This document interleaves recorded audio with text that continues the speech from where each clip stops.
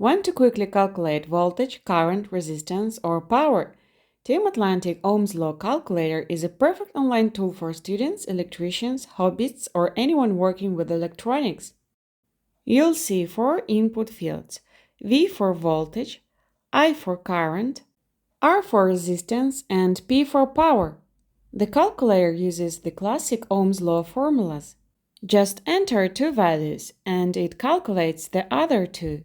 For example, if voltage is 12 volts and resistance is 4 ohms, it calculates current as 3 amps and power as 36 watts, fast and easy.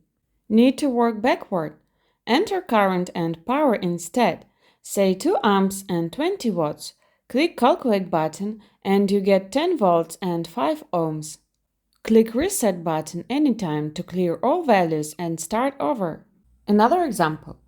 You're using a phone charger rated at 5 volts and your phone draws 1.6 amps while charging. You want to know how much power it's using.